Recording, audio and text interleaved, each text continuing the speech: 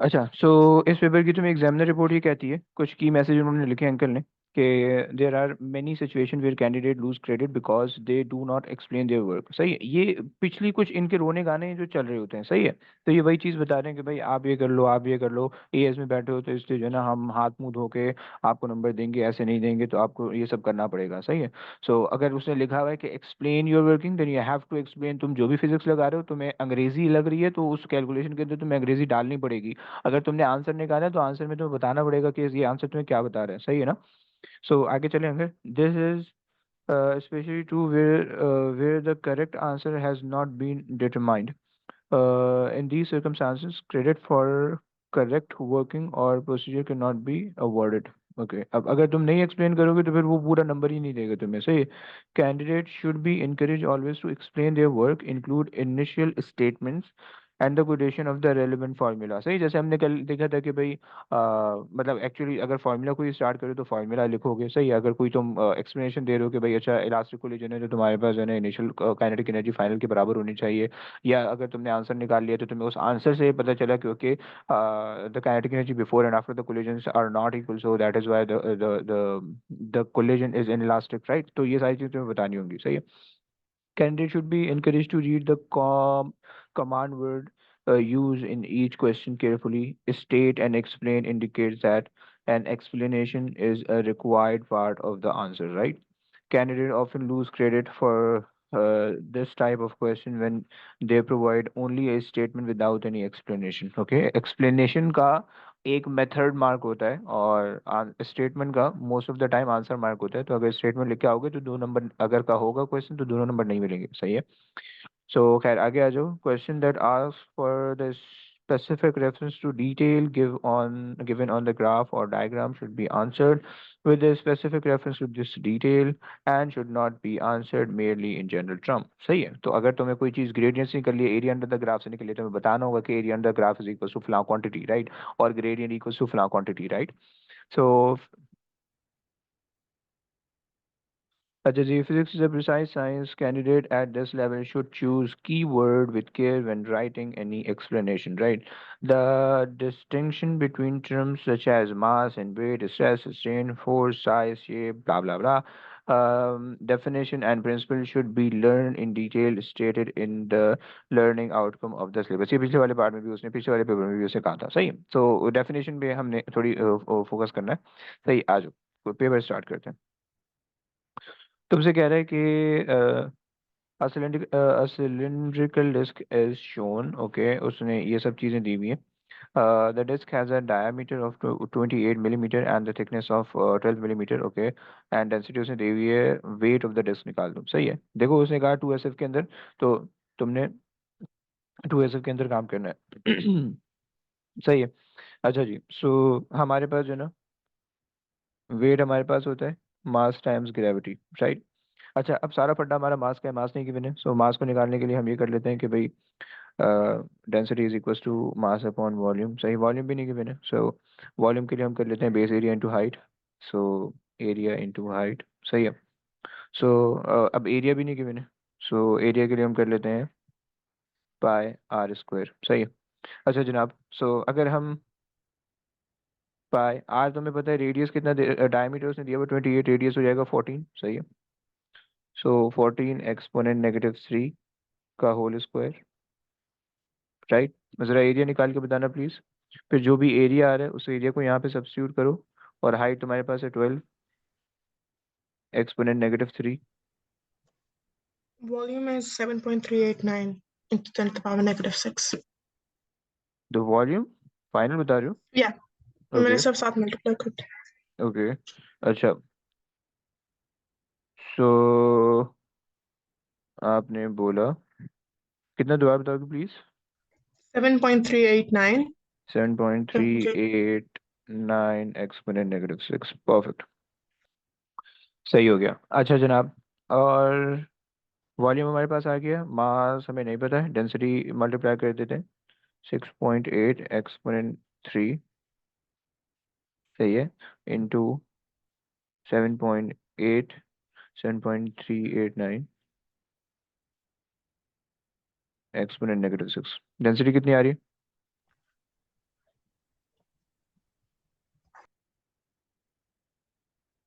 Mass? Yes, yes, yes, Actually, sorry. DV है. Sorry. Yes, yes, yes. Sorry. Mass is 0.0502. 0.0502. Perfect. और अगर आप wait निकाल दो इससे, सो 0.0502 इंटू 9.81, 0.492. 0.492. ओके, सो अब हमें जो है आंसर 2SF के अंदर लिखना है, तो 0.49। अब देखो, तुम्हें ये चीज़ पढ़नी है, सही है ना, तुम्हें ये चीज़ तुम्हें पता होना चाहिए कि वो क्या बोल रहे हैं। सही है, तुम 492 मत लिखना, तो तुम्हारी कैलकुलेशन तुम ऐसे ही करोगे, राइट, लेकिन उसको आंसर में तुम्हें तरीके से लिखना होगा, सही है। इसकी अगर हम एग्जाम मार्किंग की चेक कर लें। अच्छा, सो देखो, एक कैलकुलेशन का मार्क वो तुम्हें दे रहा है वॉल्यूम निकालने पे, सही है। एक कैलकुलेशन का मार्क, देखो सी मार्क तुम्हें पता होना चाहिए, कैलकुलेशन का मार्क है, और ये जो आंसर का मार्क होता है कैलकुलेशन पे बेस्ड होता है। तो अगर तुम्हारी आंसर सही आ रहा होगा, कैलकुलेशन नहीं की होगी, तो आंसर का मार्क तुम्हारा जाएगा, और उस कैलकुलेशन का मार्क भी जाएगा। मतलब मान लो तुमने ये 3 कैलकुलेशन के मार्क थे, इसमें से तुमने ये वाला एक कैलकुलेशन का मार्क या ये वाला एक कैलकुलेशन का मार्क तुमने गलत कर दिया, सही है। ये सही किए, तो इस कैलकुलेशन की वजह से आंसर गलत आया, तो ये 2 मार्क कट जाएंगे। लेकिन अगर तुम समहाउ गलत कैलकुलेशन से भी सही आंसर ले आए, तो भी तुम्हारा 2 नंबर कटेगा, राइट। सो खैर, सो मार्क्स तुम्हारे पास आ रहा है, और ये आ रहा है, सही आ रहा है, सही है। Mark not awarded if not to 2SF। Okay, ये आंसर वाला मार्क तुम्हें नहीं मिलेगा, सही है। अच्छा जी, इसमें अगर हम आ जाएं, तो क्वेश्चन 1 अगर हम देखें एग्जामिनर रिपोर्ट के, most candidate did appreciate that the expression density equals to mass upon volume and mass equals to weight equals to mass time acceleration of free fall were required in some situation these expression were not stated clearly. तुम्हें ये बताना होगा, सही है, तुमने दिमाग में नहीं करना है, इसमें सारी चीजें तुमने लिखनी है, राइट। ये जो इतने फॉर्मूले मैंने लिखे हैं ना, ये वाले भी तुमने लिखना है, ये वाला भी तुमने लिखना है, जितने आ रहे हैं तुम सारे लिख दो, सही। ज्यादा करोगे कोई टेंशन नहीं है, कम करोगे मसला हो जाएगा, सही। Some candidates were unfamiliar with the formula for the volume of the cylinder when to the when to the extent that the expression quoted was dimensionally unsound. Okay. Candidates should always read the instruction carefully. वो 2SF का बोल रहा होगा, सही है, 2SF का, सही है। सो आई होप से तुम्हें समझ में आ गया होगा, सीधा सीधा क्वेश्चन था। Determine the SI base unit of के, सही है। उसने कुछ कहानी दे दी है, ये A2 के अंदर ये वाला फॉर्मूला तुम लोग ने पढ़ना है, सही। और ये के का SI बेस यूनिट निकालने का बोल रहा है, ओके। सो अच्छा जनाब, सो हम सबसे पहले के को सब्जेक्ट बना लेते हैं। सो T² इज इक्वल टू के M और R³ राइट। सो मास हमारे पास होता है केजी के अंदर, और टी हमारे पास होता है सेकंड स्क्वायर, सही है, और आर हमारे पास होता है मीटर -3, सही है। सो ये हमारे पास आ गया kg S² M-3, right. Okay, तुम्हें क्या रखा है कि for data for particular satellite are given, okay. हाँ, calculate k and its actual uncertainty in SI unit, okay. So the formula for k is mt² सही है। So the mass is 6 exponent 24, this is the mass of the earth, सही, and the time is 8.64 exponent 4, and you have to square it, सही है, and then divide it by the radius 4.23 exponent 7, और इसका cube. क्या क्या के कितना आ रहा है? 5.917. 5.917 एक्सपोनेंट भी कुछ होगा, एक्सपोनेंट है कुछ। एक सेकंड, फिर करते 24 यहाँ पे है, 8 यहाँ पे, 32, 7 वो 21, तो 11 12 आ रहा होगा, 10 11 या 12, 11 आई थिंक। 24 एंड 8, 32, 32 और 21 में से माइनस कर दो, तो 11 बच रहा होगा, ऐसे ही आ रहा है।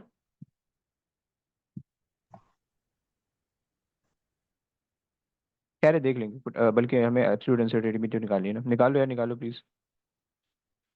फिर ऐसा ही आ रहा है। है ना? अरे हैं। जी, बेहतरीन हो गया। ओके सो हमारे पास उसके बाद उसने कहा एक्चुअल अनसर्टेनिटी मतलब एब्सोल्यूट अनसर्टेनिटी। सही है।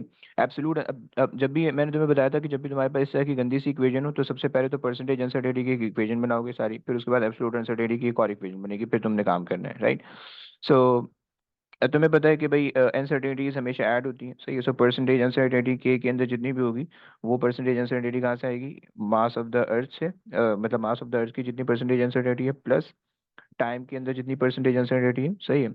और अच्छा, और आपको पता है जो पावर होती है वो बेसिकली मल्टीप्लाई हो जाती है, क्योंकि टी बेसिकली दो दफ़ा है। तो एक दफ़ा टी की अनसर्टेनिटी लोगे और फिर दूसरी दफ़ा टी की अनसर्टेनिटी लोगे, तो इससे बेहतर है आप मल्टीप्लाई बाय दैट पावर कर दो। सही है। और 3 आ जाएगा। सही हो गया। सो मास आप ले लो, मास आपके पास है 2%, सॉरी मास की अनसर्टेनिटी 2% है। टाइम की अनसर्टेनिटी है 0.5 × 2 1%। एंड ये 3% हो जाएगा। सही है। सो 6% आ रही है, के की अनसर्टेनिटी आ गई 6%, राइट। सो ये हो गया। अच्छा, वो बोल रहा है एक्चुअल अनसर्टेनिटी निकाल दो। एक्चुअल अनसर्टेनिटी का मतलब होता है कि आपने एब्सोल्यूट अनसर्टेनिटी वाला फॉर्मूला लगाना है कि डेल्टा परसेंटेज परसेंटेज अनसर्टेनिटी इनके, अच्छा ये तो यहाँ पे कर लेते हैं। Percentage uncertainty in K is equals to absolute uncertainty in K divided by the value of K into 100।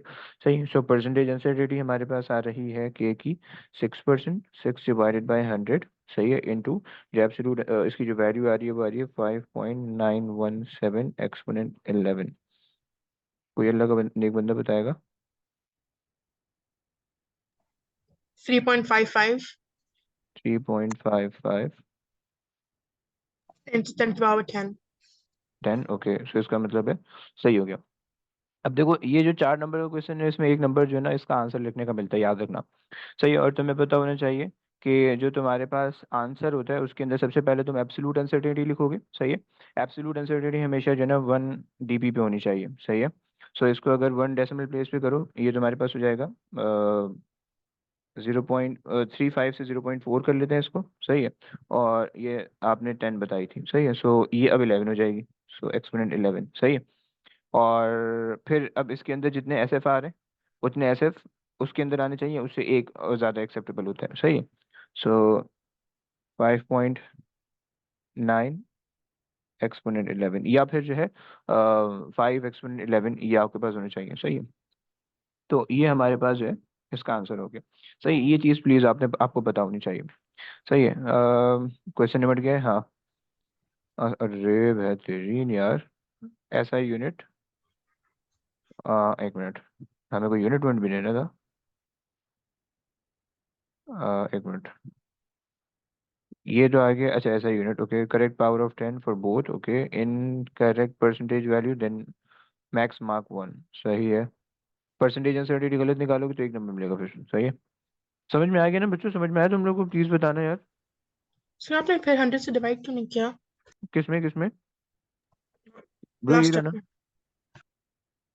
नहीं, फिर से। फिर से क्यों करूंगा? मतलब किस The चीज में 100 on कन्वर्ट the करने right के लिए? side. No, like एक तो ये 100 परसेंटेज का राइट एंड देन वो 100 अबे वो वाला 100 कौन सा? जिसको आपने सर्कल किया। वही तो परसेंटेज वाला है। मतलब आप ये कह रहे हो कि एक ये वाला परसेंटेज और एक ये परसेंटेज वाला 100 और एक ये वाला 100, ऐसा बोल रहे हो? जी। अरे ब्रो, इस परसेंटेज के साइन को ही हटाने के लिए तो हम डिवाइड बाय 100 करते हैं, तो उससे ये परसेंटेज खत्म हो जाता है। सही है। तो वो एक साइड पे राइट। होता है। सही, वो एक साइड पे होता है। मतलब अगर आपके पास जैसे लिखा हुआ है ना 65%। सही है। तो अगर आपने और आपके पास ये भी लिखा है 0.65, जैसे ना एफिशिएंसी के अंदर अक्सर ये चीज़ में घुमा देता है कि आपको बोलता है कि 65% एफिशिएंसी या 0.65 भी साथ में ब्रैकेट में लिखा होता है। तो अब अगर आप एफिशिएंसी का फॉर्मूला लगाओगे तो उसमें power output over power input. अब अगर आप यहाँ पे मल्टीप्लाई बाय 100 करो then you have to choose this value. सही, यहाँ पे आप लिखोगे 65%। और उस परसेंट को खत्म करने के लिए आप जो डिवाइड बाय 100 करते हो ना वो बेसिकली यहीं से आता है, डिवाइड होता है, राइट। वो अलग से नहीं आता। सही, हम लोग इस तरह से पढ़ते हैं कि वो अलग से आता है। मतलब परसेंटेज को हमने रट्टा लगाया होता है बचपन में, तो वो इस तरह से नहीं होता, वो इस तरह से होता है। या if you are choosing this value 0.65 here, then आपको इसकी जरूरत नहीं है 100 की। गेटिंग? ठीक है, थैंक यू। परफेक्ट। अच्छा जनाब, चलो वही तुम लोग जरा बोलो कुछ। हाँ समझ में आ रही है? क्वेश्चन आया अनसर्टेनिटी वाला, पढ़ ले पढ़ो। जी सर, आ गया। बेहतरीन हो गया। जी सर। अच्छा जी, आज भाई डेफिनेशन आ गई। डेफिनेशन तुम लोग से ही पूछूंगा। सबसे पहले बरीरा ने बतानी है। बरीरा, वेलोसिटी की डेफिनेशन क्या होती है?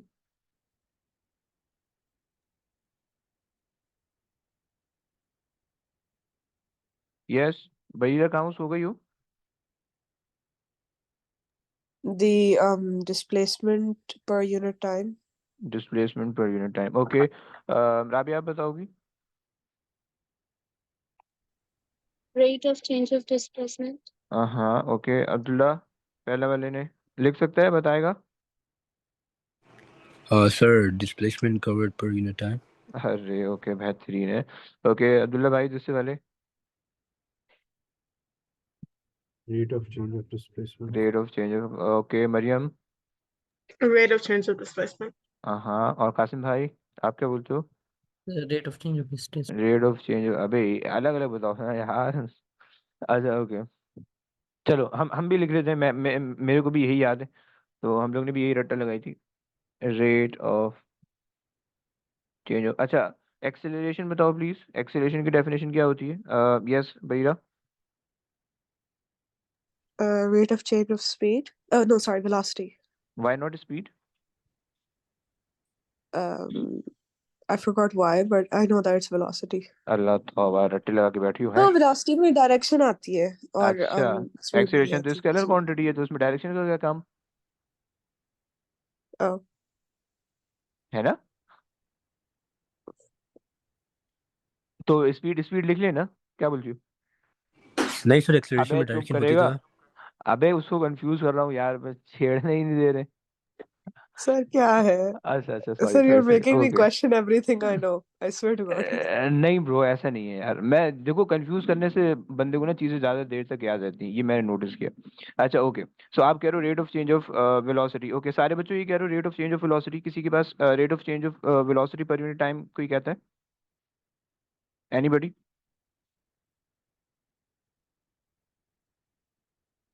Yes, rate of change of. Because rate means time. क्या क्या क्या, दोबारा बोलो प्लीज, आपकी आवाज कट गई। Rate means per unit time, so it's the same thing for rate. Okay so, लेकिन बाज अल्लाह के नेक बंदे जो होते हैं ना, वो rate of change of velocity per unit time भी लिख के आते हैं, पर यूनिट टाइम। सही है। सो अगर तुम्हारे जहन में इस तरह की कोई चीज़ है तो प्लीज़ उसको निकाल देना, ही गलत होती है। सही है। So rate of change of velocity, rate of change of displacement, हम देखते हैं मार्किंग की में वो क्या बोलते हैं, किस किस तरह से इस चीज़ को एक्सेप्ट करें। Velocity is the rate of change of displacement, okay, या फिर और डिस्प्लेसमेंट चेंज टाइम टेकन। सही है, दोनों एक्सेप्ट करें। Rate of change of velocity और change in velocity per unit time, दोनों अलग अलग लिख रहे हैं। सही है। और एग्जामिनर रिपोर्ट में तुमसे बोल, अच्छा इसकी हमने एग्जामिनर रिपोर्ट नहीं पढ़ी ना, क्वेश्चन 2 की। एक मिनट इसको पढ़ लेते हैं जरा। With few exceptions, the individual base unit were quoted. Some answers were incorrect in that the algebra required to make k the subject of the expression was unsound. Okay. वो जिसमें हमने अनसर्टेनिटी निकाली थी उसका मैं पढ़ रहा हूँ, वो examiner report. In general, the value of k was calculated correctly when the number of the significant figure was not considered, despite being provided with the data for individual percentage uncertainties. Many answers gave an incorrect value for the total percentage uncertainty. Values of 0.54 were common. मतलब अगर तुमने जो है ना square नहीं किया है, सही है, ये यहाँ पे दोबारा से आना प्लीज। अगर तुमने जो है ना ये 2 से मल्टीप्लाई नहीं करे या 3 से मल्टीप्लाई नहीं करे, सो अगर तुम इनको ऐड करोगे, सो 2 3 3.5 इस तरह से बन जाएगी। अगर तुमने पावर्स को कंसिडर नहीं किया है, सही है, तो वो गलत हो जाएगा। सही है। तो ये कहानी है। And for those candidate who did calculate the actual uncertainty correctly, the majority did not appear to appreciate how to present the final answer. The uncertainty should be given to 1 as f. सही है।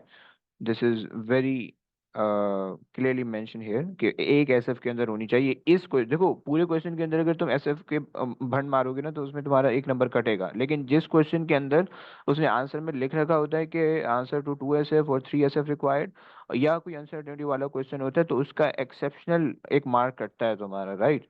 तो इसलिए please उसमें थोड़ा सा तुमने ध्यान रखना है। This should be accompanied by the final answer coated to the same decimal places, सही है, same decimal places as the uncertainty, सही है। तो तुम्हारे पास यहाँ पे तुम्हारे पास एक डीपी है, सही है। इसमें तुमने देखना है सबसे पहले एसएफ, सही है, एसएफ। यहाँ पे एसएफ 1 एसएफ तुमने कर लिया, फिर तुमने डीपी काउंट करना है, जितने डेसिमल प्लेस यहाँ पे होगा उतने डेसिमल प्लेस यहाँ पे आने चाहिए, सही है। सो अब ये मतलब तुम जब एब्सोल्यूट अनसर्टेनिटी का आंसर लिखोगे तो उसमें एसएफ और डेसिमल प्लेस दोनों का ख्याल रखना है, सही है। एसएफ तो उसकी अपने लिए, डेसिमल प्लेस उसके पीछे वाले आंसर के लिए यानी के लिए, राइट। तो ये दोनों चीजें तुमने ध्यान में रखनी है, सही है। तो ये कहानी है। ओके, आ जाओ आगे चलते हैं। अच्छा, इसकी डेफिनेशन हमने देखनी है यहाँ से। In general definition unit should not be coated, further more any ratio should be made clear. Okay, अगर तुमने ऐसा लिखा तो तुमने वो करना होगा। अच्छा, a response such as rate of change of displacement was required, some candidate did not include a change in the displacement or refer to the distance rather than displacement. Similar shortcoming were evident in answer to this question with reference to the speed rather than velocity being quoted. भैया देख रही हो, direct तुम्हें बोल रहा है। अच्छा, तो अब देखो सीन ये है कि तुम ना, बस मैं एग्जामिनर रिपोर्ट इसलिए पढ़ा रहा हूँ ताकि तुम्हें पता हो कि जो गलतियां हो रही हैं वो कैसी गलतियां हो रही हैं, राइट। अगर तुमसे वो हो जाए तो तुम्हें पता होना चाहिए कि हमने फलानी एग्जामिनर रिपोर्ट में पढ़ा था, वो मना कर रहा था इस तरह से, राइट। आगे आ जाओ। A car of a mass 1500 kg is traveled along a horizontal road. The variation with time t of the displacement x of the car is shown. Okay, displacement time है, फौरन से लिख लो displacement time ग्राफ का gradient. Qasim, ये displacement time graph का gradient क्या बताता है?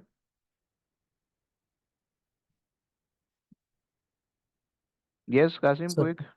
mm, हम्म, डेफिनेशन देखना प्लीज, the डेफिनेशन से पता चल रहा है। अबे वो है, पता नहीं बोल रहा है कम बखत। velocity. हाँ, ओके, गुड। और इसका एरिया कौन बताएगा? एरिया बताएगी, एरिया मरियम से पूछना। मरियम, एरिया क्या बताता है इसका?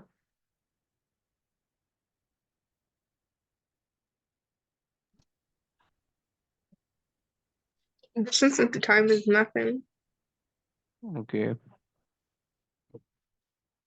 आ जाओ। सो आपने बोला कि डिस्प्लेसमेंट जो है वो हमारे पास एरिया अंडर द ग्राफ की कुछ भी नहीं बता, एरिया अंडर द ग्राफ की डिस्प्लेसमेंट टाइम ग्राफ का जो एरिया है वो कुछ भी नहीं बताता, सही है, मान लिया।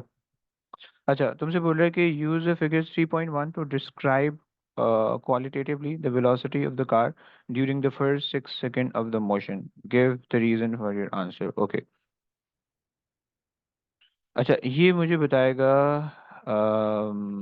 ये मुझे पहले वाले अब्दुल्ला ने बताना है। अब्दुल्ला, जरा बताओगे कि क्या हो रहा है, किस तरह से हो रहा है?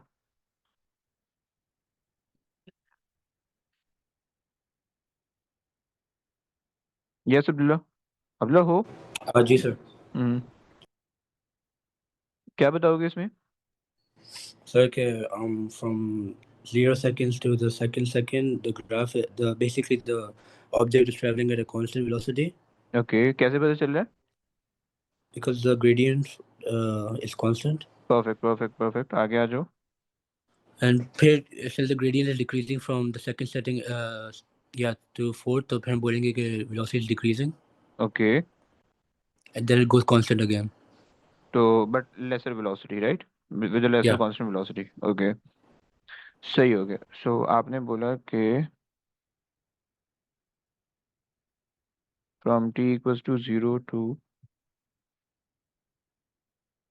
t equals to 2 seconds object moving with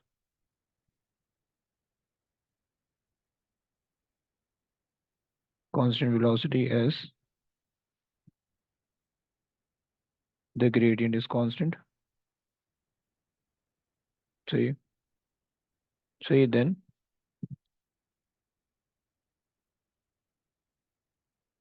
gradient is decreasing. So velocity decreases from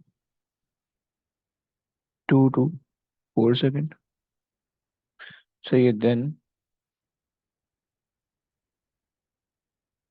velocity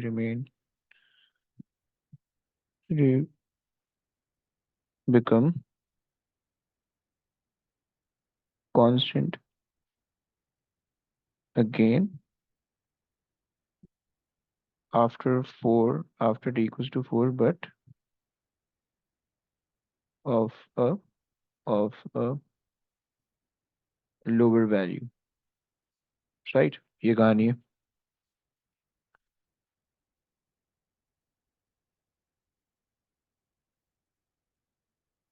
okay. अच्छा जनाब चलो आ जाओ.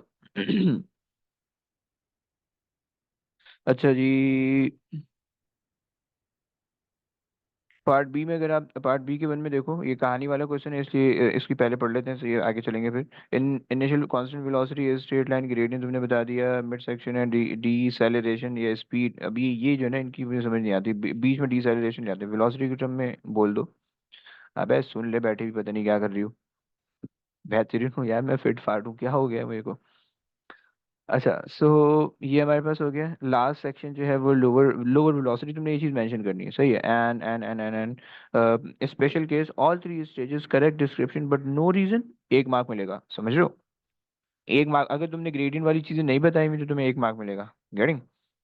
सो ये हो गया. अच्छा इसकी भी साथ में पढ़ लेते हैं. Candidate were instructed to give the reason for the answer. Frequently answer was limited to the description for a magnitude of the velocity without reference to the evidence for any statement that provide the graph. सही है, gradient of the graph हमने बता दिया भाई. सही है.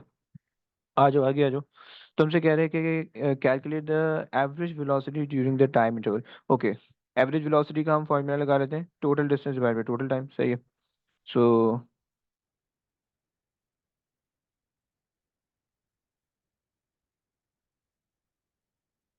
सही है. सो टोटल डिस्टेंस हमारे पास जो है ना वो कवर हुआ है तकरीबन 100. एक सर सौ वो कह रहा है 1 to 1.5 सेकेंड्स. गलत हो गया कुछ, मैंने गलत देखा. अच्छा जी मैंने, सर, वो ओ 1 to sorry 1. Sorry sorry sorry sorry, okay okay okay. देखा, ये वाली होशियारी हो जाती है, बगैर आधा आधा क्वेश्चन रीड करना, फिर उसमें 1.5 आपके पास आ रहा है एरर. तो ये बीच में, सही है. सो 40 एंड 42 44 45. सही. सो 45 डिवाइडेड बाय 1.5 निकाल दो यार. कोई है कैलकुलेटर वाला, है कोई अल्लाह का बंदा? 30. 30. परफेक्ट. आगे अगर हम चलें, show that the average acceleration between 1.5 to T1.5 to T4 is -7.2. Okay. अच्छा जी, क्या करेंगे, किसी को कोई आइडिया है? एनीबडी, कि जिसके पास कोई आइडिया है इसका टी एवरेज एवरेज एक्सेलरेशन निकालने का? So can I show the graph? Hmm.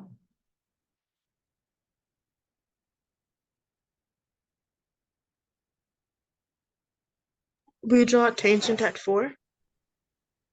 Okay, but that gives us the instantaneous acceleration at 4, and they're asking for Yeah. the average acceleration. Yeah. तो अबे अच्छा एक बात बताओ यार, कि हम जब टेंजेंट बनाएंगे तो उसका ग्रेडियंट तो हमारे पास वेलोसिटी आएगा, तो एक्सेलरेशन तक कैसे पहुंचेंगे? We can put it in the formula. Initial is 0 and then with the time. आई है. मतलब आप कह रहे हो कि at this point at 1.5, at 1.5, क्योंकि वो वेलोसिटी कांस्टेंट वेलोसिटी वाला लेना, लेकिन वेलोसिटी तो कुछ होगी ना. नहीं समझी? 9. अच्छा सो मरियम, आप ये कह रही हो कि हम जो है 4 पे टेंजेंट बनाए. सही, 4 पे टेंजेंट बना के हमारे पास आ जाएगी वेलोसिटी एट 4 सेकंड. सही है. उसके बाद क्या बोल रही हो, उसके बाद क्या करें?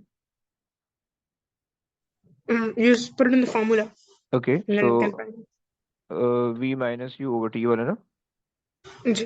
सो हमारे पास v तो पता चल गया, फाइनल वेलोसिटी जो भी यहाँ से ग्रेडियंट आएगी, u क्या लिखेंगे?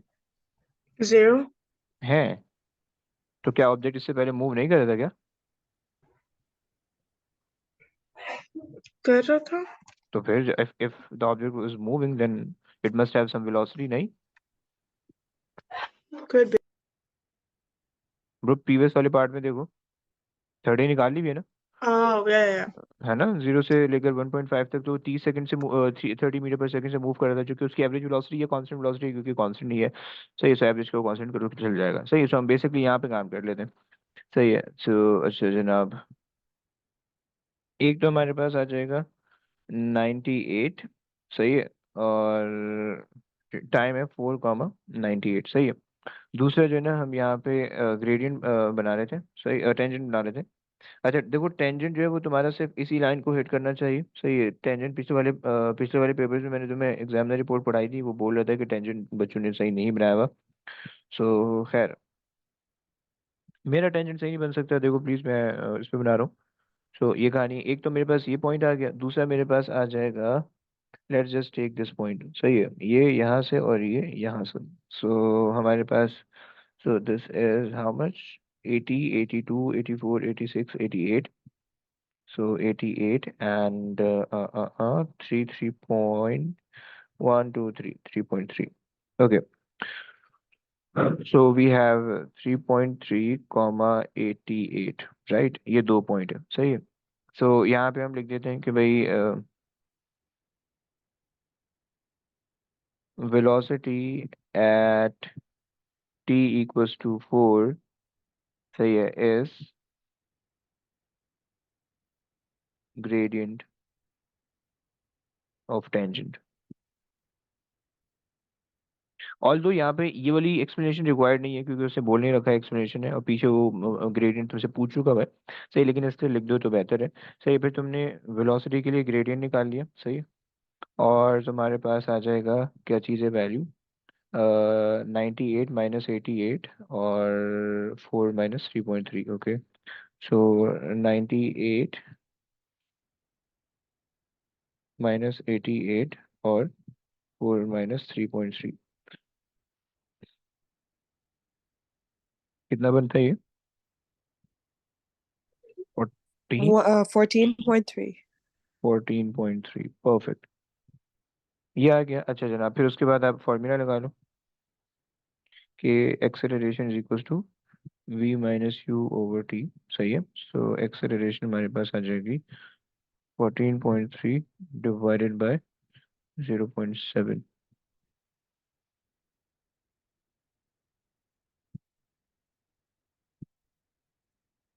0. सॉरी, एक मिनट, Sir, अबे एक मिनट, एक मिनट, एक हाँ मिनट, हाँ. टाइम टाइम टाइम बोले थे मैंने, ये वाला टाइम आएगा ना यहाँ से यहाँ तक का, वो तो ग्रेडियंट के लिए टाइम था। 4 माइनस 1.5, 4 - 1.5, सो बेसिकली 2.5। हाँ जी बोलो। आंसर 5.72 आ रहा है. 5.72, तो बहुत अजीब सा आ रहा फिर -30 नहीं करेंगे ऊपर? है ना? मैंने कुछ, अबे यार ये क्या मैं भी यही वर्ड सोच रही थी, स्पीड सेकंड वाली भी तो है. बोलते काहे को नहीं हो बे? 4.3, अच्छा नहीं नहीं, बोला बोला बोला, अब्दुल्ला भाई ने बोला। ओके, थैंक यू ब्रो, आ जाओ। Negative फिर point अभी भी नहीं आंसर आ रहा। 6.28. 6.28, अबे यार 7 टच ही नहीं ये कर रहा भी है तो। गलत है. Tangent है ना, तो it can vary. No bro, इतना ज्यादा भी नहीं होना चाहिए वो उसने। अच्छा देखो, एक तो मेरा वाला टेंजेंट है तो शायद इसलिए हो सकता है, लेकिन देखते हैं कि मार्किंग की में क्या बोलते हैं ये। सही है, 6.28, 6.82 बोल रहे हो तुम लोग? 28. 2.8. Negative 28, 6. हाँ सही है, -6.28। ये तो बहुत कम है वैसे। अच्छा देखते हैं इनकी अगर हम यहाँ पे टेंजेंट थोड़ा सा तमीज से बनाए ना, मैंने टेंजेंट जुगाड़ से बनाया हुआ है। सही है, अगर थोड़ा सा तमीज से बनाएंगे तो ये सही बनेगा, लेकिन देखते हैं कि ये मार्किंग की में क्या बोलता है। अच्छा सर, बोलिए। आपने इसको 30 से माइनस क्यों किया? वरना initial velocity minus final velocity divide by time होता है ना, final velocity minus initial velocity, तो ये इनिशियल वेलोसिटी थी at time t equals to 1.5। Final velocity हमने टेंजेंट के थ्रू निकाल लिया, तो वो 14.3 आ रही थी, और फिर हमने इस वजह से माइनस किया। समझ रहे भाई? जी सर। ये कहानी है। सही है। अच्छा भाई, हमने, अच्छा वो हमने चेक कर लेते हैं कि इनकी इनकी जो इनका जो ग्रेडियंट आ रहा है, velocity at t equals to 4 is 122। अच्छा, उन्होंने ये लिया हुआ है, सही है। और इनकी 13, अलाउ 12 to 13, हमारी 14 तक जा रही है। ओके, एक्सेलरेशन के लिए उसने ये सही किया, बस ये मसला था। ओके, अगर इनकी वो देखें। अच्छा, comment needed to explain why difficulty in drawing tangent. I, अच्छा, अगर नहीं आई है, अगर 6.28 नहीं आ रही तुम्हारी, then you have to write कि भाई difficulty in drawing tangent, so that is why this is not accurate. Okay, this was completed successfully by most candidate, वो जो एवरेज वाला था, सही है, पिछले वाला पार्ट से। सम स्क्रिप्ट, ये अभी वाला एक्सेलरेशन है। Some script did include clear working, in many other it appeared that candidate had worked back from the answer given, and consequently did not give any clear explanation so as to how the velocity at t was determined. Okay, so ये मांग रहा है, ये जो हमने कहानी लिखी ना, ये जो हमने कहानी लिखी है, वो मांग रहा है कि ये बोल दो, सही है। और अगर ये नहीं आ रहा है तो तुम मतलब ये वैल्यू नहीं आ रही गिवन, तो तुम ये भी लिख दो कि ब्रो, हमारा जो है ना, ब्रो मत लिखना, मतलब हमारा जो है ना, ये टेंजेंट हमसे नहीं बन रहा था, सही है। स्केल पेंसिल शार्प करके ले जाना, लेकिन अगर नहीं बन रहा था देन जस्ट राइट इट। सही हो गया, अच्छा जनाब, तो ये एक्सेप्ट हो गया। Calculate the average force acting on the car between. Okay, तो तुम्हें पता है कि पीछे कांस्टेंट वेलोसिटी वाला सेक्शन था, तो डायनामिक इक्विलिब्रियम पे होगी, सही, यानी गाड़ी चल रही है और forward force backward force equal है, सही, 1.5 वाले सेक्शन में और 4 से आगे वाले सेक्शन में, तो बीच वाले में से फोर्स आएगी, डिसैलरेटिंग फोर्स आएगी, सही है, यानी आप कह लो रेजिस्टिव फोर्स बेसिकली होगी, सही है। So F equals to M A लगा दो, सही है। Resultant force, average resultant force हमारे पास है, सही। मास में दे रखा है 1500, सही है। एक्सेलरेशन में ये वाली यूज कर लेते हैं, 7.2, निकाल दो कितनी आ रही।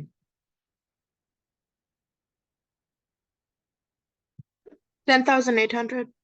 10,800, तो हम इसको अगर ऐसे लिख लें तो भी चल जाएगा मेरे ख्याल से। 10,000, ओके, परफेक्ट है। और this was completed successfully by most candidate, a minority used 9.81, okay, सही है, सही है ना, समझ में आया? जी सर। परफेक्ट, आ जाओ। सो तुमसे कह रहे हैं distinguish between gravitational potential energy and elastic potential energy, कौन बताएगा? ये बताएगा, ये बताएगा, ये बताएगा, अब्दुल्ला बताएगा, दूसरा वाला। अब्दुल्ला क्या बोलोगे?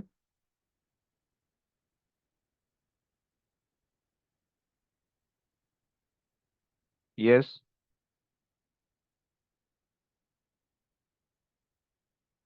अब्दुल्ला पता नहीं कहाँ है यार। अच्छा, एक काम करते हैं, राबिया से पूछ लें, राबिया ने कुछ नहीं बोला, राबिया कुछ बताओगे यार?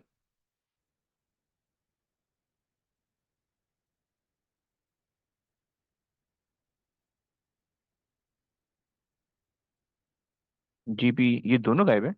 तुम लोग को मेरी बात आ रही है या कुछ जी ऐसा सर। मसला है मेरी तरफ से?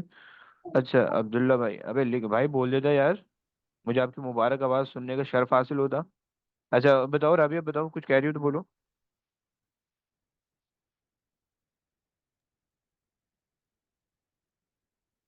Sir, is energy in a mass due to its position. Okay, in a gravitation field, okay okay, and elastic potential वाली? In a stretched material.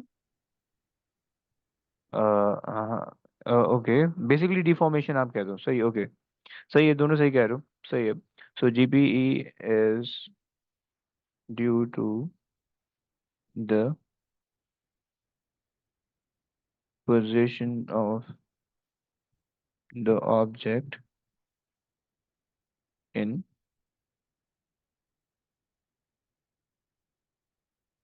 gravitational field, सही है। और इलास्टिक पोटेंशियल एनर्जी, देखो ये सिंपल पेपर में sir से नहीं लिखना, बता रहा हूँ, नंबर काट देते हैं, वो ये मना करते हैं, डिस्कस करते हैं। Is due to the deformation of the object, सही है। आगे अगर हम चलें, a ball of a mass 65 gram gram gram gram, okay, is thrown vertically upward from a ground level with the speed of this, air resistance is negligible. देखो, तुम्हें मैंने kinematics से चैप्टर पढ़ाते हुए बिल्कुल बचपन में बताया था जब तुम एयर से बिल्कुल छोटे छोटे से आए थे, सही, कि अगर तुम्हारे पास एयर रेजिस्टेंस नेग्लिजिबल है तो तुम्हें पता हो जाएगा कि काइनेमेटिक्स इस्तेमाल करोगे, लेकिन उसे ग्राम दिया हुआ है तो इसका मतलब है कि वर्क एनर्जी पावर, ये दो चीजें इसके अंदर इस्तेमाल कर सकते हो, उसने वर्क एनर्जी पावर से वो किया हुआ है। पहले डायग्राम बना लो ताकि तुम्हारे पास आसानी हो जाए। ये आपके पास बॉल जा रही है मैक्सिमम हाइट पे, सही, तुम्हें पता है मैक्सिमम हाइट पे वेलोसिटी जीरो जानी है, सही है। Calculate the initial kinetic energy, initial kinetic energy तुम्हारे पास आएगी half M v squared, half m आपके पास हो जाएगा 0.065, ग्राम को किलोग्राम में कन्वर्ट करना है, एंड देन 16 का स्क्वायर। निकाल देगा प्लीज कोई? 8.32. 8.3. परफेक्ट, 8.32, सो 8.3 ले लेते हैं, सही है। अच्छा जनाब, तुम्हें पता है, कह रहा है कि द मैक्सिमम हाइट गेन। अच्छा अब देखो, मैक्सिमम हाइट गेन बता रहे हो तो तुम एक्सप्लेन भी कर दो कि कहाँ से आ रही है, राइट? तुम ये बोल दोगे कि भाई gain in potential energy PE is equals to loss in kinetic energy K E, सही है। सो 8.32 का लॉस आ रहा है, और एम जी एच तुमने लगा दिया मास से, तो फिर तुम डिवाइड कर दोगे, तो तुम्हारे पास आ जाएगा 0.065 इंटू 9.81, सही हो गया। निकाल दो कितना आ रहा है।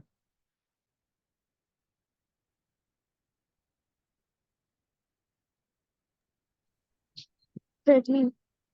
13, ओके, देख लेते हैं सही आ भी रहा है नहीं आ रहा। 13, परफेक्ट परफेक्ट आ रहा है, भाई 13 जा रहा हूँ। अच्छा जनाब, अभी एंड में इसकी एग्जामिनर रिपोर्ट पढ़ लेंगे। ओके, तुमसे कहता है कि the ball takes time t to reach maximum height, okay, for time t over two after the ball has been thrown, calculate the ratio of the potential energy of the ball over kinetic energy. Okay, half of the time पे तुमने निकालना है, सो तुमने half of the time पे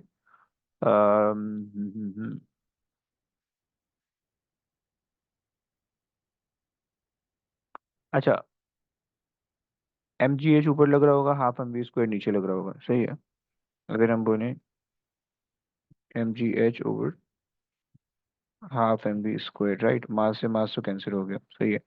सो हमारे पास बचा g H over half v square. अब मेरे जहन में ये आ रहा है कि एच निकालने के लिए मैं टोटल टाइम निकाल के और उसका हाफ ले लेता हूँ, उस पे स्पीड और डिस्टेंस निकाल लेता हूँ। मेरे जहन में ये आ रहा है।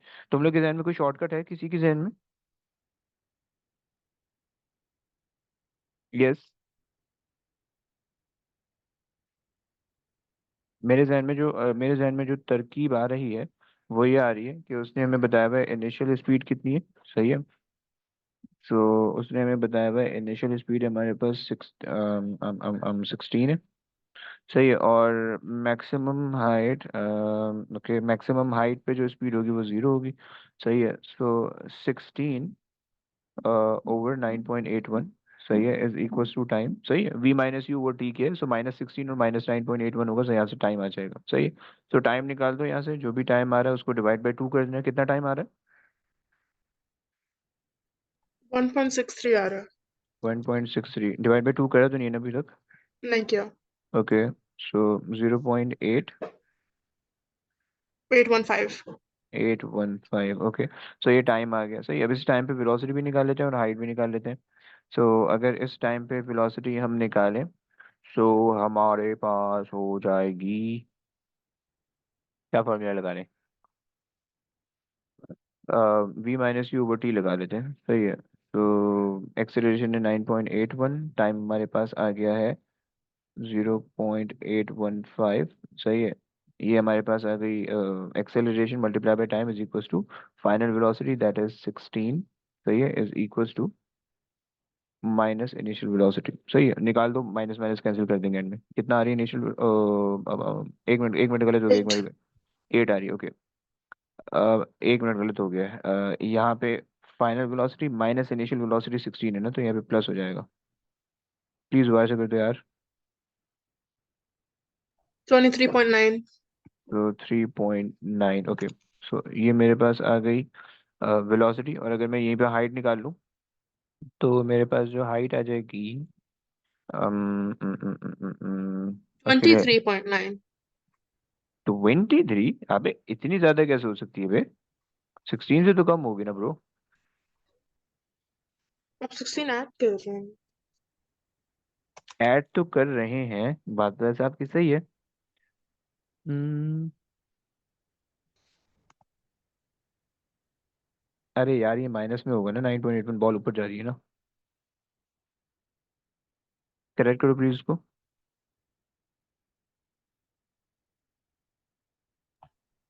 8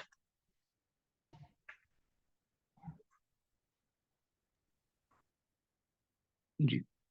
सो 8 आ रही है, ओके। सो ये हमारे पास आ गई। ओके। अच्छा।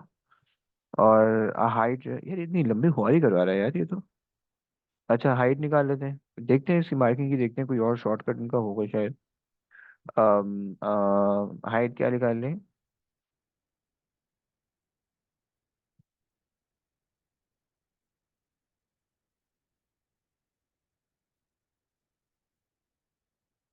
सही है।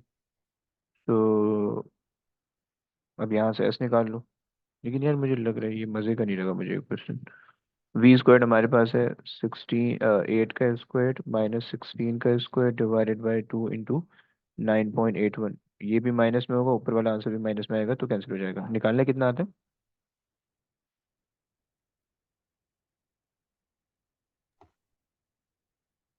9.78 9.78।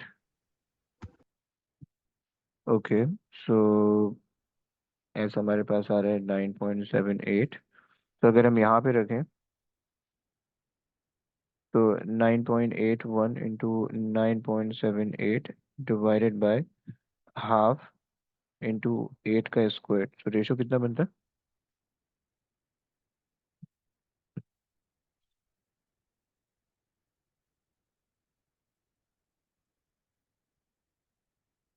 2.99 so 3 2.93 कह देते हैं, ओके। सबसे पहले तो ये देखते हैं, मुझे सही नहीं लगा इसमें, मुझे दिल ना तसल्ली नहीं हो रही। अच्छा ये सही निकाल लिया, ये सही निकाल लिया। और क्या बात हो गई, आंसर तो सही आ गया। इन्होंने तो कुछ भी नहीं किया हुआ यार, हमने तो पूरी खुआरी नाप दी। At time T equals to 1/2, total time is two, okay total speed is, तो पता कैसे चल रहा है इनको? इन पे सही नाजिल हो रहे हैं यार ये चीजें तो। और अच्छा इन्होंने ये ओके, ये इन्होंने मतलब निकाली है क्या, क्या देखते हैं एग्जामिनर रिपोर्ट देखते हैं। अच्छा शुरू के जो दो पार्ट थे, ग्रेविटेशनल पोटेंशियल एनर्जी की, पहले ये देख लेते हैं question number 4। Elastic potential energy was usually explained satisfactory in terms of energy stored in an object due to the deformation. When considering the gravitational potential energy, the majority made the reference to an object rather than to energy stored in a mass. Okay okay, ये हमने गलती की है, तो इसको सही करते हैं, सही है। So is due to the position of the object in the gravitational field. Position of the mass of the mass। अच्छा और क्या है? Position of the mass। जी जी। GP is due to the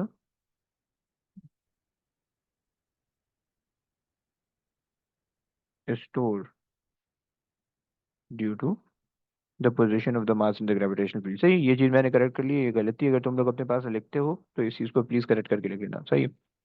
अच्छा बाकी जनरली कंप्लीटेड, ओके। 16 का square अगर नहीं किया होगा गलत हो जाएगा, ये सही हो गया। अच्छा ये वाला पार्ट जो भी हमने किया, this prove to be difficult for majority of the candidate. In general, those who realized that the speed at time t/2 would be 8 meter were successful. However, the great majority assumed wrongly that at time t equals to half, the height would be one half of the max. अच्छा हाँ, ये please ना इसको ध्यान में रखना कि अगर तुम्हारे पास आधा डिस्टेंस है तो उसमें तुमने आधी स्पीड या आधा हाइट नहीं ले लेना, वो गलत हो जाएगा, राइट। तो क्योंकि एक्सेलरेशन है, अगर तो स्पीड होते तो फिर तुम ये बात कह सकते थे, लेकिन एक्सेलरेशन वैसा नहीं कर सकते हो, राइट। क्लियर हो गया।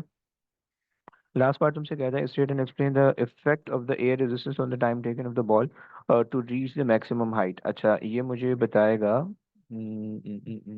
ये मरियम बताएगी। मरियम आपने बताना है क्या होगा।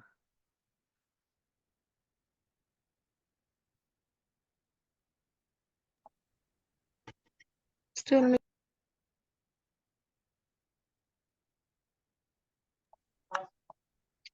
Yes. The time taken would decrease because air resistance is increasing the acceleration, and increase in acceleration means decrease in time. हाँ ओके, मतलब वो डिसेलेरेशन बहुत ज्यादा हो जाएगी तो वो कम हाइट पे पहुंचेगी और कम हाइट पे जल्दी, यानी मैक्सिमम हाइट पे जल्दी पहुंच जाएगी, और वो मैक्सिमम हाइट उसकी कम वाली हाइट होगी, राइट? ऐसा ही ना? Yeah.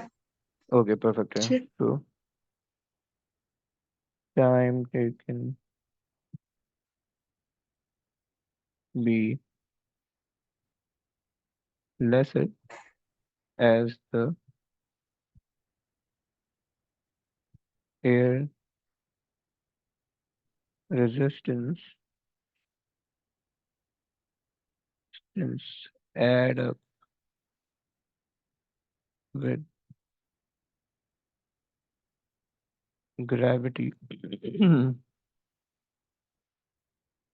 and the heat that produces greater deceleration. Okay, चलो। The time taken is less, average acceleration is greater, average force is greater। वो deceleration लेकिन acceleration लिखता है, in the opposite direction कह दो। Most of the, ये देख लेते हैं हम अगर हमारी गलती है।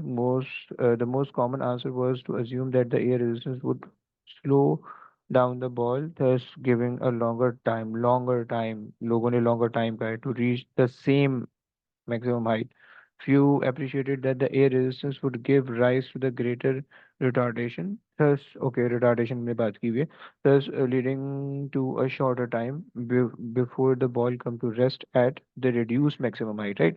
मतलब initially अगर बॉल जो है ना वो इस मैक्सिमम हाइट पे आ रही थी जब आपके पास एयर रेजिस्टेंस नहीं था, तो फाइनली जब एयर रेजिस्टेंस था तो बॉल फिर कम हाइट पे जाएगी, ज्यादा ऊपर जा ही नहीं सकती। मतलब आप हाइट को इन दोनों सिनेरियोज के अंदर सेम रख के कंपैरिजन नहीं करोगे, वो गलत कंपैरिजन होगा, गलत फिजिक्स होगी, राइट? क्योंकि ऐसा पॉसिबल नहीं है, राइट? तो इसमें जो चीज आपने सेम रखनी है वो ये चीज सेम रखनी है कि मतलब बॉल जब मैक्सिमम हाइट पे पहुंच के रेस्ट में आ रही है ना, तो वो वाला पॉइंट कब अचीव हो रहा है, राइट? तो वो वाला पॉइंट अचीव होने के वक्त जो है वो इसमें जल्दी अचीव हो जाएगा, इसमें देर से अचीव होगा, बिकॉज इसमें 9.81 की डिसेलेरेशन होगी, इसमें 9.81 माइनस में, सही है। और इसके साथ ही जो है कुछ ड्रैग ड्रैग होगा, सही है, तो वो उसकी डिसेलेरेशन ज्यादा होगी, समझ पा रहे हो? तो ये प्रॉब्लम होगा, सही हो गया।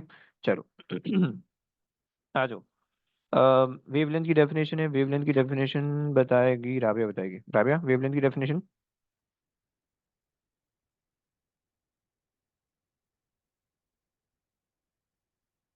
यस राबिया, कुछ तो बोलो यार, माइक तो बोलो यार।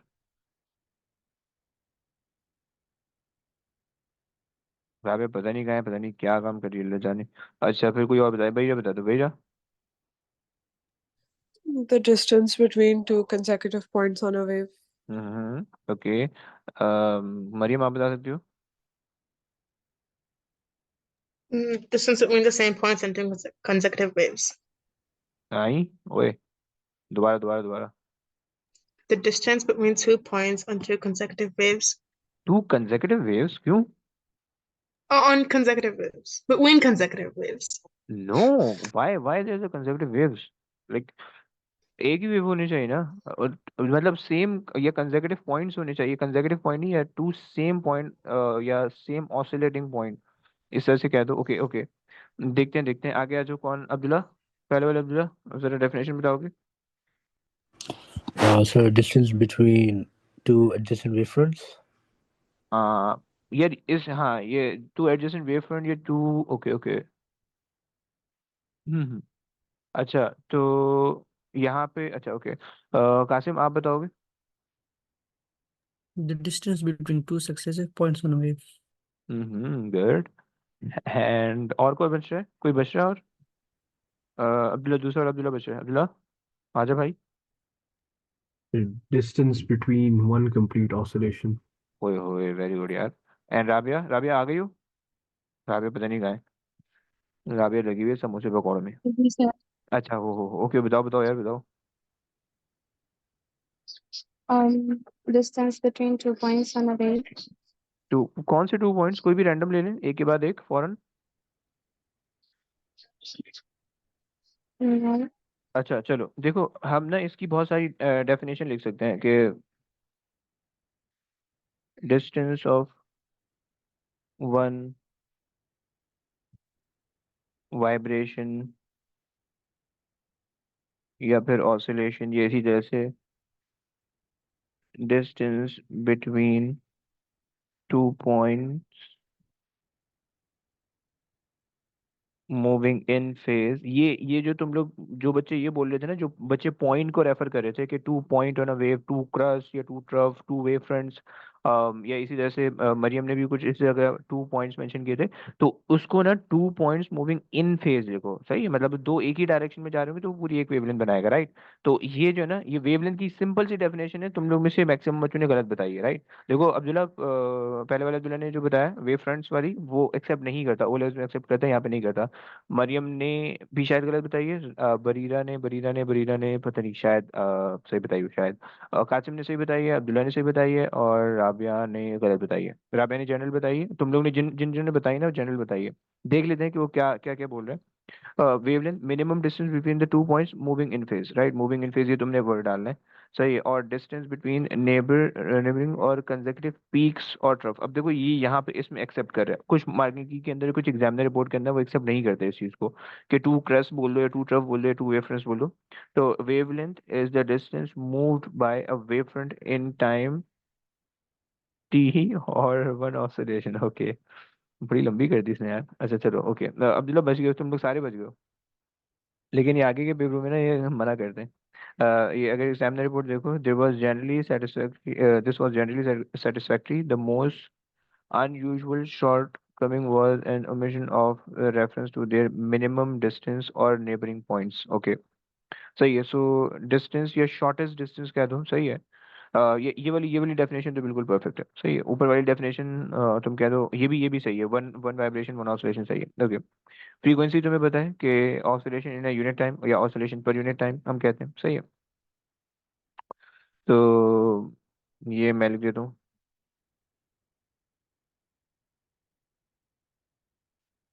Number of oscillation per unit time, सही है। देखो मैं डेफिनेशन पे इतनी गधा मजदूरी इसलिए कर रहा हूँ क्योंकि जो है ना, डेफिनेशन के अच्छे खासे मार्क्स जो है ना लूज हो जाते हैं बच्चों के। उनको लग रहा होता है कि डेफिनेशन तो हलवा है, हम तो चीज़ा है इसमें, हम तो ऐसी की तैसी करके रख देंगे। वो डेफिनेशन जो है ना वो केयरफुली नहीं लिखते हैं, उस वजह से जो है ना वो फंस जाते हैं, सही है। तो देखो ये फालतू के नंबर तुम्हारे नहीं कटने चाहिए। तुमने जो नंबर अगर तुम्हारे पेपर में तुम्हें मतलब रखना है ना, कि चलो अगर कोई गलती हो जाए, कोई ऐसा क्वेश्चन दे दे जैसे उसने अभी दो तीन नंबर वाला जो हाइट वाला जो हमने ये वाला निकाला, कि इसके अंदर रेशो 3 आ रहा था। अब देखो ये 3 नंबर का क्वेश्चन था, तुमसे अगर ये गलत होता फाइन, कोई मसला नहीं था, राइट। ये हो जाता तुमसे गलत, नो प्रॉब्लम। लेकिन इसके जो 3 नंबर है ना, अगर वो 3 नंबर तुम डेफिनेशन के अंदर लूज कर चुके होते, जैसे डिस्प्ले ये वाली डेफिनेशन तुम लिख रहे हो, वेवलेंथ की फ्रीक्वेंसी या वेलोसिटी एक्सेलरेशन, इसमें लूज कर दोगे तो फिर वो फायदा नहीं होगा, राइट। तुम्हारा ए बी निकल जाएगा फिर। सही हो गया। सो ये हमने बात कर ली है, the ratio needed to be made clear, the reference to number of wave passing a point is not sufficient. मैंने पर यूनिट टाइम लिखा, number of oscillation per unit time, हाँ मैंने लिख दिया। पर यूनिट टाइम नहीं लिखोगे, number of oscillation या number of wave moving through a point is not the complete definition of frequency, right. तो प्लीज इसको जो है ना अपने पास याद रखना, सही हो गया। चलो आगे आ जाओ। Use your definition to deduce the relationship F lambda. Okay, so देखो ये तुम्हें ना ड्राइव करना है। So V speed of the wave is equal to distance upon time होता है, राइट। एंड यहाँ पे डिस्टेंस जो है वो आपके पास क्या है, distance is equals to wavelength and t is equals to 1 over the frequency, right। इन दोनों चीजों को तुम अपने फॉर्मूले में रख दो, सही हो जाएगा, wavelength and this become lambda, right। आगे आ जाओ। तुमसे बोल रहे हैं कि okay, plane wave on the surface of the water are represented by 5.1 at one particular instant। अच्छा जनाब, oscillation theory, the wave has a frequency that means determined for the wave the amplitude। अच्छा मुझे ये बताएगा, ये आसान सा question है, स्टेट पे देख के पता चल रहा है, इसलिए मुझे ये बताएगा, कासिम बताएगा। कासिम एम्पलीट्यूड बताओगे?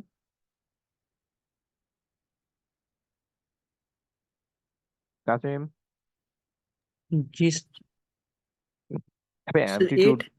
8 कैसे भी, क्या लॉजिक सर क्योंकि एम्पलीट्यूड यही होता है। है ना। अरे हैवी डेफिनेशन भाई, पता है डेफिनेशन एम्पलीट्यूड की? क्या होती है डेफिनेशन? नहीं। नहीं पता, ओके। अच्छा, कोई कंफ्यूज करने वाला और बच्चा? भैया कंफ्यूज करने, भैया 8 8 सही कह रहे हैं ना कासिम? नहीं, फिर क्योंकि amplitude is like the हाँ हाँ, between the mean position and the maximum displacement वाला part, so 8 ओके। को half करना चाहिए, 4 होना अच्छा, चाहिए। ऐसे होता है, बेहतरीन यार, तुम्हें तो पता है। कासिम भाई समझ रहे हैं ना यार? जी सर। परफेक्ट, सही है। Speed of the wave, speed v को स्ट्रेफ लैम्डा लगा दो, सही है।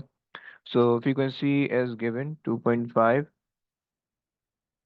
लैम्डा कहाँ से लाएं, कोई बताएगा? मरियम बता सकती हो लैम्डा कहाँ से आएगा हमारे पास? हम 18 सेंटीमीटर को यूज कर सकते हैं। ओके परफेक्ट, तो हमारे पास 1 2 3, 3.5, 3.75। सो वी हैव 3.75 वेव्स, यहाँ पे लिखते हैं। सो 3.75 वेव्स जो है वो हमारे पास हैं, और वो जो है हमारे पास 18 सेंटीमीटर के अंदर है। तो अगर मेरे पास वन वेव होगी तो मुझे उसके लिए क्रॉस मल्टीप्लाई करना होगा वेवलेंथ के लिए, राइट? तो कितना आ रहा है लैम्डा? 4.8। 4.8 centimetre, okay. तो 4.8 एक्सपोनेंट -2, जरा निकाल दोगे please?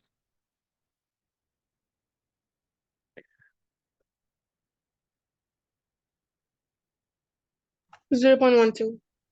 0.12, okay. The phase difference between point A and point B, ओए होए, ये तो मरियम आपसे पूछ रहे हैं। मरियम बता सकते हो फेज डिफरेंस बिटवीन कितना आ रहा है? Just a second. हम्म।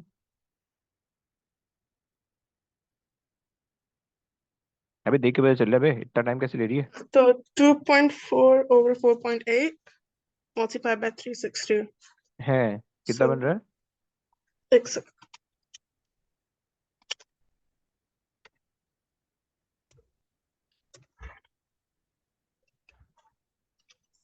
180। अबे कम ऑन, सच्ची? Oh my god। है My ना? bad, my bad। Bro come मैंने ऑन सोचा यार। ही नहीं। है ना? आधी वेव है That's ना pi बच्चा, 180, yeah। है ना? आधी वेव थी ना।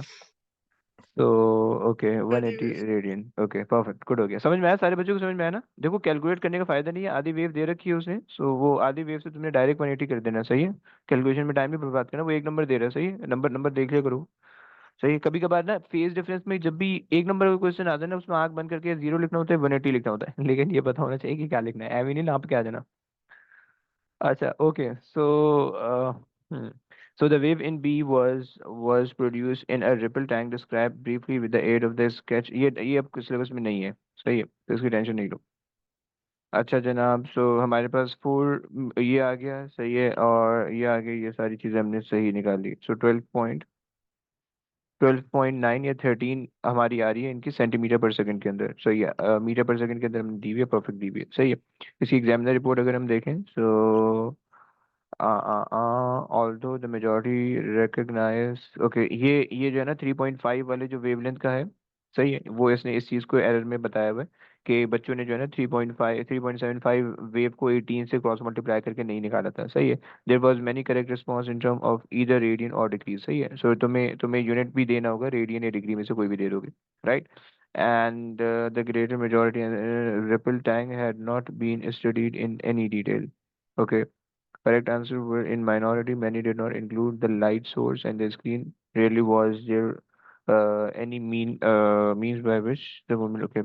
देखो बेसिकली ना ये बनता है, मैं थोड़ा सा बता देता हूँ। हमारे पास जो है ना वो होता है, ये तुम लोग ओ लेवल्स के अंदर पढ़ के आ रहे हो, सही, आईजीज के अंदर। ये तुम्हारे पास वो हो जाएगा, सही है। अंदर तुम्हारे पास होना है पानी, सही है। यहाँ पे तुम्हारे पास हो जाएगी लैम्प, सही है, सही है। यहाँ पे तुमने लगा दिए डिपर्स, सही है। डिपर्स को तुमने कनेक्ट कर दिया है वाइब्रेटर से, सही है। नीचे तुमने लगा दी स्क्रीन, सही है। स्क्रीन है, ये तुम्हारे पास वाटर है, ये तुम्हारे पास लैंप है, सही। क्या होगा कि तुम जो है ना जब वाइब्रेटर चलाओगे, सो ये डिपर्स ऊपर नीचे मूव होंगे, ऊपर नीचे मूव होने की वजह से ऑसिलेशन जनरेट होगी। सो वाटर वेव जनरेट हो जाएंगी, राइट। और जब वाटर वेव जनरेट होंगी, जो यहाँ पे क्रस्ट होगा, सही है, वहां पे तुम्हें डार्क दिखेगा, शेडो दिखेगा, और जहाँ पे ट्रफ होगा वहां पे तुम्हें लाइट दिखेगी। जहाँ पे क्रस्ट होगा वहां पे तुम्हें शेडो दिखेगा, जहाँ पे ट्रफ होगा वहां पे तुम्हें लाइट दिखेगी। ये तुम्हारे पास एक्सपेरिमेंट है, सही। खैर आगे आ जाओ। अबे कितने क्वेश्चन है, अबे खत्म काहे को नहीं हो रहे। 7 अपने सिलेबस में नहीं है। अरे भैया आखिरी क्वेश्चन, आखिरी क्वेश्चन, आ जाओ आ जाओ आ जाओ आ जाओ। ओके, सो तुमसे कह रहे हैं कि a battery is connected in series with a resistor R of a resistance 5 ohm is shown in the figure 6.1. Okay, ideal real battery है, इंटरनल रेजिस्टेंस हमें दे रखी है, सीरीज सर्किट है, आसान से दिख रहा है। Electromotive force EMF of the battery is 9 volt and the internal resistance R the potential difference across the terminal of the battery is 6.9। Okay, 6.9 इसका मतलब है 6.9 यहाँ पे ड्रॉप हो रहा है। 6.9 टर्मिनल ऑफ द बैटरी का मतलब है कि 6.9 बाहर निकल रहा है, सही है? यानी जो तुमने रेजिस्टर लगाया है, रेजिस्टर जो है ना वो 6.9 रिसीव करेगा। 6.9, राइट। सो 9 वोल्ट में से 6.9 ऊपर चला गया, 7 8 9, सो 2.1 यहाँ पे आ जाएगा, राइट। सो 2.1 वोल्ट यहाँ पे आ जाएगा। ओके, अच्छा ये तुमने यहाँ से पकड़ लिया। Use energy consideration to explain with the why the potential difference across the battery is not equal to the EMF of the battery. ये मुझे बताएगा बताएगा ये मुझे अब्दुल्ला बताएगा। अब्दुल्ला पहले वाले ने बताना है। अब्दुल्ला जरा बोलोगे कुछ?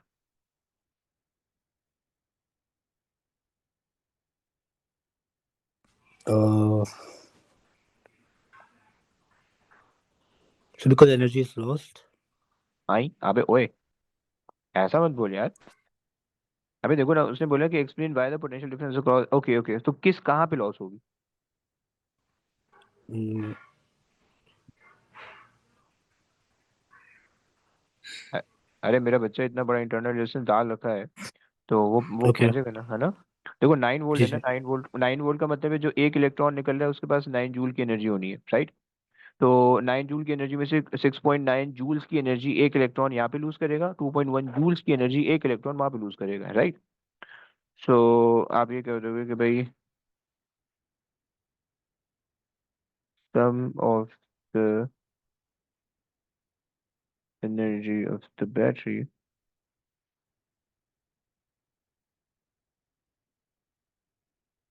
lost in the internal energy। अब देखो उसने कहा कि EMF of the battery is not equal to potential difference. हम किस टर्म में लिख रहे हैं? एनर्जी की टर्म में लिख रहे हैं, तो शायद हमें नंबर ना दे वो। तो मैं ना इस एनर्जी को पर यूनिट चार्ज कर देता हूँ, वो मेरे पास पोटेंशियल डिफरेंस बन जाएगा, सही है। तो some of the energy of the battery lost in the internal energy per unit charge, right. Per unit charge है वो एनर्जी और पोटेंशियल डिफरेंस में कन्वर्ट हो गई, सही है। इसको देख लेते हैं Sir, पहले। बोलिए can you just talk about the internal resistance? कि उसकी वजह से ब्रो। ओके, बट base- आपने आपने ये बोलना होगा कि due to internal resistance some of the potential difference of the या some of the EMF from the battery lost at the internal resistance and remaining, वो वहां पे आ जाएगी, राइट।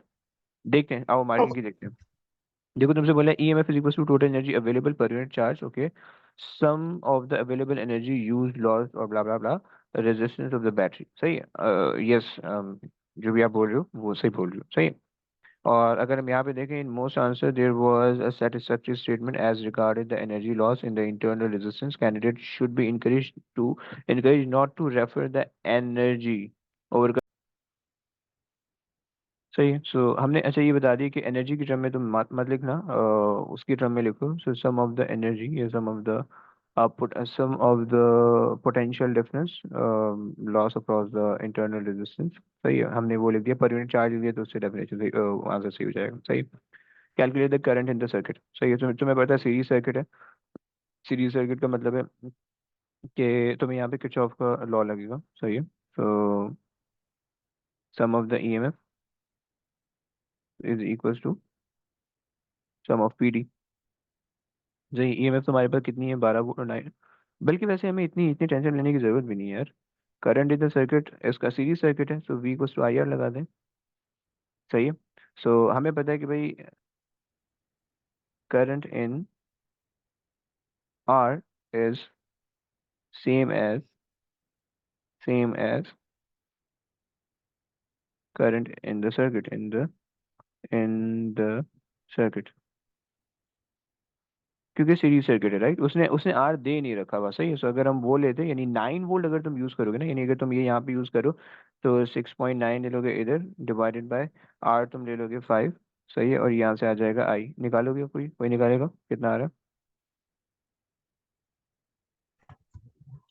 1.38. 1.38, सही, 1.38। सो यहाँ पे 1.4 ले लेते हैं, सही है। अब देखो उसने आर नहीं दिया हुआ, तो अगर तुम 9 वोल्टेज यूज करोगे तो तुम्हें इसकी भी रेजिस्टेंस पता होनी चाहिए, उसकी भी रेजिस्टेंस पता होनी चाहिए करंट के लिए, राइट। तो वो तुम फॉर्मूले में फंस जाओगे फिर, तो इसलिए तुमने वो नहीं करना है, सही है। सो द इंटरनल रेजिस्टेंस यहाँ से ले लो, दोबारा से लगा दो, V equals to I R since the series circuit, so current should be same. So I तुम्हारे पास आ जाएगा 1.38, सही है। एंड वोल्टेज तुम्हारे पास है 2.1, यस 2.1। तो आर तुम्हारे पास छोटा वाला आ जाएगा, निकाल लो। 1.52.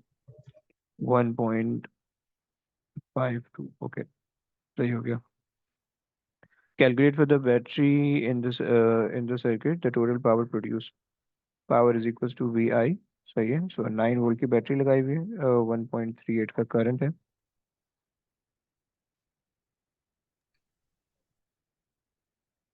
How much? 12.42.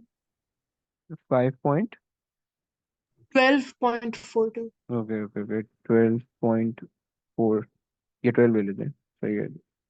12.42 सही है। एफिशिएंसी का मतलब है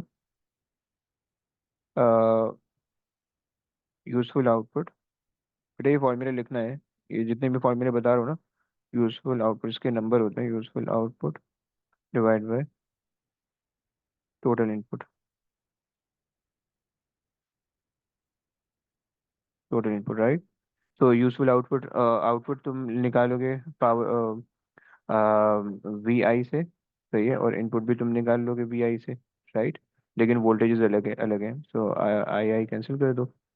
सो तुम्हें पता है कि जो इनपुट है तुम्हारे पास वो 9 वोल्ट की वजह से, और जो आउटपुट है वो 6.9 जो है ना बैटरी के अक्रॉस है, तो इंटू 100 कर दो, कितना आ रहा है?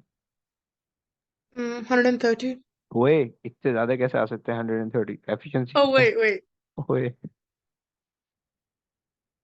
चौंका रही हो यार। 76. 76.6. Okay, 77, perfect. अच्छा जनाब, चलो। ये हो गया, निबट गया, बेहतरीन है। वो सिलेबस में नहीं, इलेक्ट्रिक फील्ड निकाल दिया। So 77, okay. अब देखो ये जो तुमने v equals to I R लगाया, कैलकुलेशन का एक मार्क है, बगैर फॉर्मूला लगाए लिखोगे दोनों मार्क्स जाएंगे, राइट। इसी इसी तरीके से R is equals to volt loss divide by current. अब ये इस चीज़ का एक नंबर दे रहे हैं, इसको एग्जामिनर रिपोर्ट में देखते हैं कि वोल्ट लॉस कितना जरूरी है, अदरवाइज हमारी कैलकुलेशन सही है, आंसर सही आ रहे हैं, right. 12.4 E I not V I, अच्छा, power is equals to EI, not power is equals to VI if only this line given or 9 volt used in the second line. Okay, तो मतलब तुमने अगर ये, तो ये फॉर्मूला लिखना है, EI लिखना है, VI नहीं लिखना।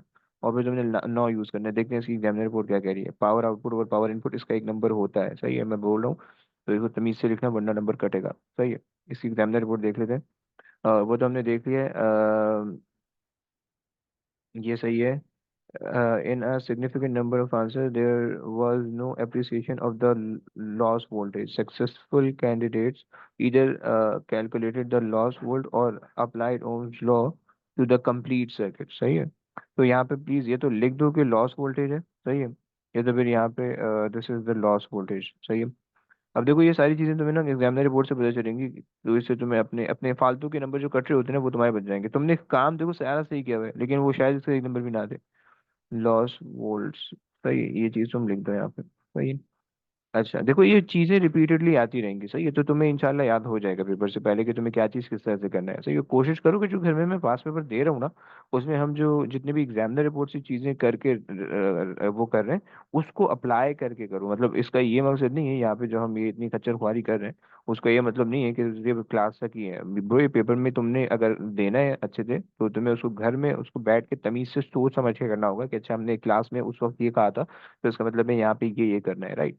तो ये तुम ज्यादा वर्किंग करोगे कोई मसला नहीं है, तुम कम वर्किंग करोगे तो फिर चांस है कि तुम्हारा नंबर कट जाए, सही है। तो ये हो गया 12.4 आ गया है। ओके अच्छा जी, यहाँ पे चलते हैं।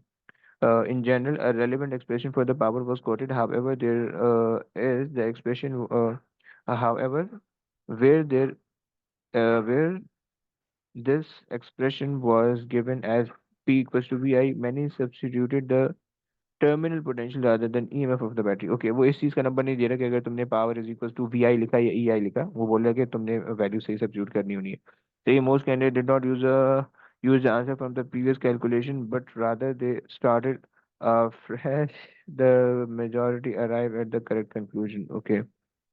Um, हमने भी वही होशियारी ना भी सही है कि हमने भी जो है ना पिछले वाला आंसर नहीं लिया, अगला हमने अगला किया है। लेकिन अगर तुम पिछला वाला ले लोगे तो उस चीज़ को अप्रिशिएट कर रहे हैं, राइट। सो ये पेपर कंप्लीट हो गया, ये वाला क्वेश्चन अब A2 में जा चुका है, तो इंशाल्लाह उसको वहाँ पे देखेंगे। सही है जनाब। चलें, अब जो है पेपर तो यहीं तक था।